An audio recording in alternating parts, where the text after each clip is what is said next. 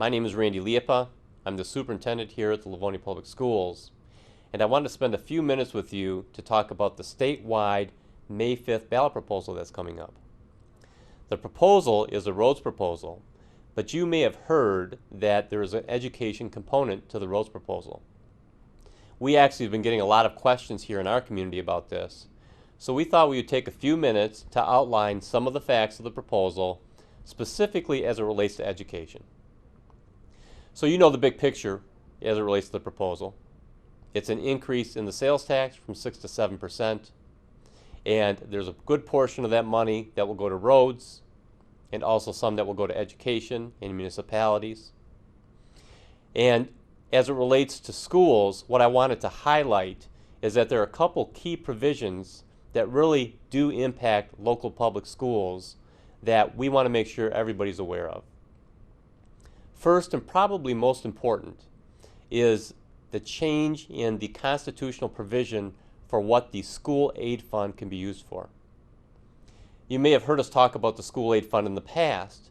That's a pot of money up in Lansing that represents taxes collected specifically for local schools that is distributed back to school districts through a foundation allowance.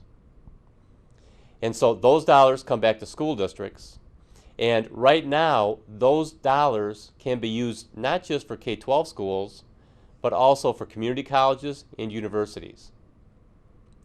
This proposal will constitutionally require that no dollars for universities can come out of the school aid budget. This is significant because in past years, if there's been issues in the general fund, the state has sometimes utilized the K-12 school aid fund to use dollars out of the school aid fund to pay for community colleges and universities. And so not only will they no longer be able to do that for universities, but there's currently $200 million coming out of the K-12 school aid pot that will have to go back to the general fund, and they can no longer come back and utilize the K-12 school aid fund for universities. This is a significant guarantee and commitment to local public schools and their funding. The second thing is that there will be additional dollars created for local schools through the increase in the sales tax. One of the reasons they needed to do this is because there were certain dollars that used to go to taxes collected at the pump for gas that will go to local public schools.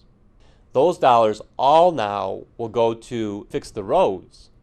And since that's happening, they needed to fill that hole to make sure schools were still fully funded. And they did that by increasing the sales tax. This will generate not only the current amount of dollars that are there for the school aid fund, but up to an additional $300 million statewide. While we don't know exactly how they're going to allocate those dollars, we do know that if they allocated that evenly across the state of Michigan, that would be at about an additional $200 per student for our school district. That represents about a 2.5% increase in our overall funding, which is actually very significant for us because we have not seen a 2.5% increase in our foundation allowance in many years. In putting it in bigger picture terms, we're talking about $3 million in additional revenue that would be generated if we received this $200 per student. So again, we know if this ballot proposal passes, two things would happen that impact education. Number one, the school aid dollars set aside right now for K-12 would be only used for K-12 and community colleges, and no longer could universities utilize any of those funds. And number two, there would be additional dollars allocated to school districts across the state of Michigan. That's as simple as we can put it in regards to answering those key questions that we're getting from community members about how this proposal impacts education. And so we're very pleased to be able to share this with you and hope that you'll share it with anybody else that you may hear has questions about this particular proposal. Thank you very much for spending a few minutes with me, and please contact us if you have any further questions.